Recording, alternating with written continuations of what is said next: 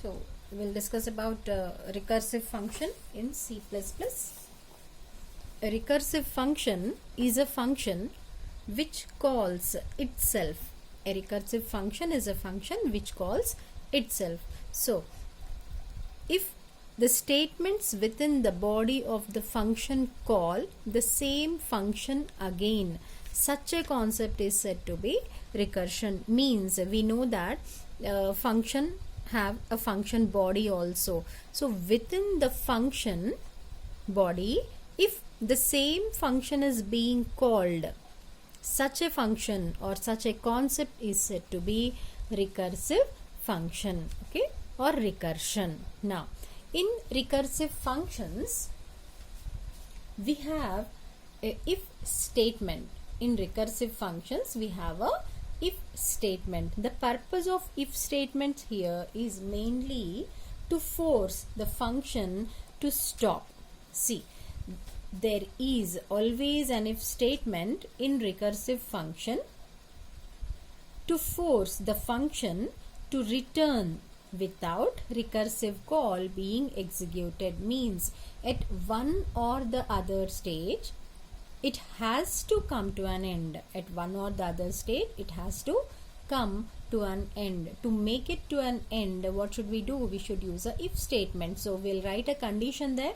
If that condition is met, automatically the function has to be stopped, okay? Otherwise what happens is it will end, it will go into a infinite loop because it keeps on calling itself again and again, which makes an infinite loop, okay? Then we'll discuss it with the program. So let us write a program to find out factorial of a given number. How do we find factorial of a given number? Simply by doing something like this. See, here, suppose I have 5. I need to find out factorial of 5. How do I find out factorial of 5? Simply 5 into 4 into 3 into 2 into 1. Isn't it? Or if we talk about what we say in terms of our function, it will be 5 into 4 factorial. Again, if I wanted to find out 4 factorial, what do?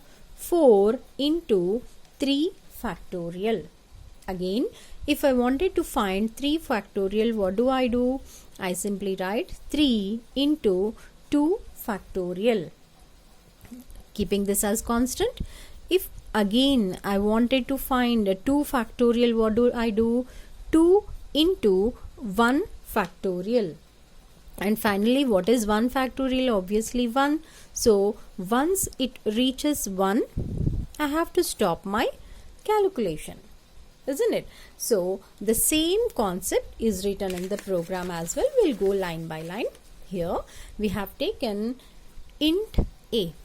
I have taken int a here, okay, and fact a function.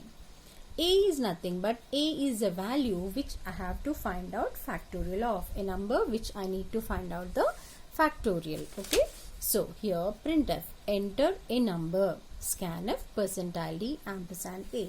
With this what happens, a line will be displayed which will ask me to enter a number, okay. So suppose we have taken 5.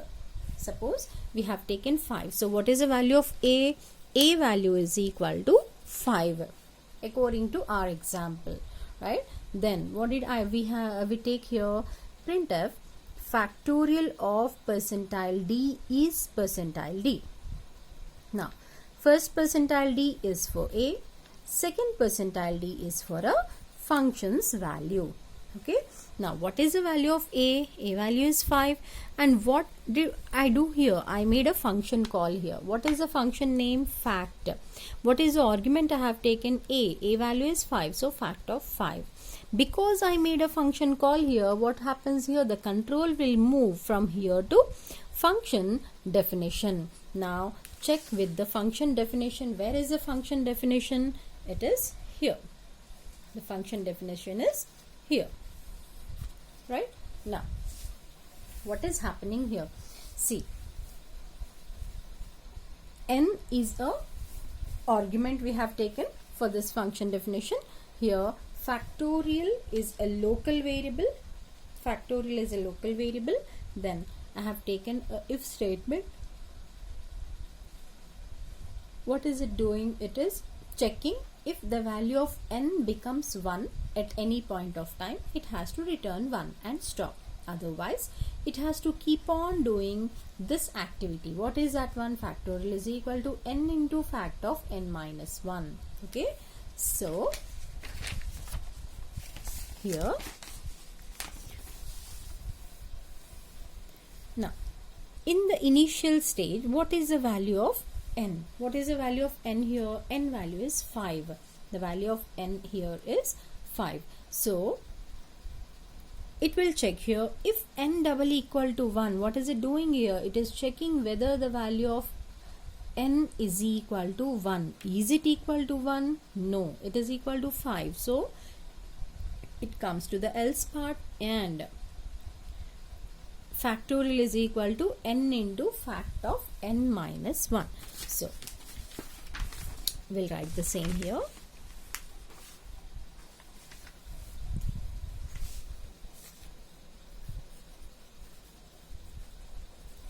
Factorial is equal to n into fact of n minus 1. Initially, what is the value of n? N value is 5. Okay. Because it is not equal to 1, what happens? It comes to the else part. Okay. So, initially the value of n is 5 into fact of 5 minus 1. So, here it will be 4. Now, what is the constant term? 5 will be the constant term because we have calculated it already. So, 5 remains constant into fact of 4. Again, if you check fact of 4, the same function here, the same function is called again. The same function is called again. This is what is our recursion. Okay.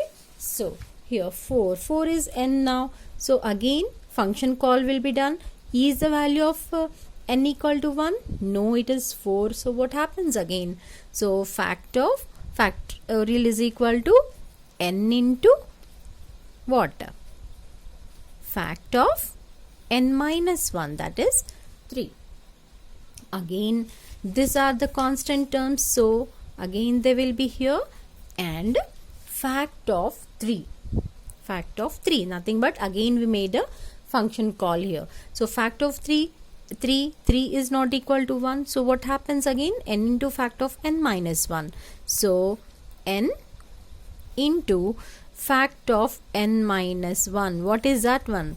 2. Okay.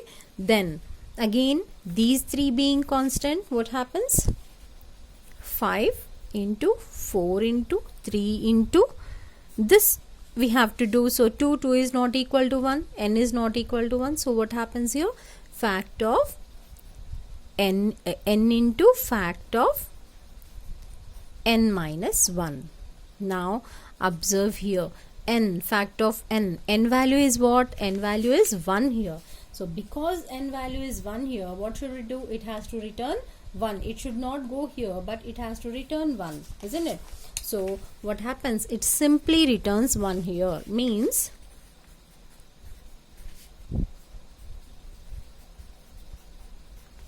two into 1. Instead of executing another function call, what happens? It simply returns 1. Okay. Now, the value of this complete thing is equal to 120. Okay.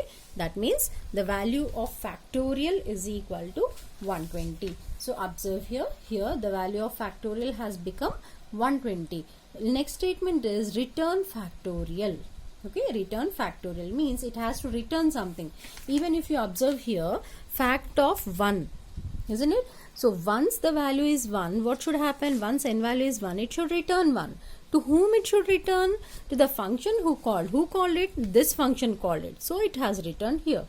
In the same way, if you observe here, return factorial. Who called this function? Who called this complete function? This complete function is called by this one. So, what happens? This 120 will be returned to this one. So the output of this complete program will be factorial of percentile d is percentile d, nothing but factorial of 5 is 120. That will be the output here. So in this case we need to remember three things, that is the name of the function, function body, and the same function is called in this function body again, and it should come to an end, means at some or the other statement it must be terminated, otherwise it goes into an infinite loop. So for that purpose we need to put a condition. That condition mostly we will be putting inside a if statement. So in our program, when n reached to 1, it has stopped executing, it has stopped calling itself again and again. So this is the concept of recursion.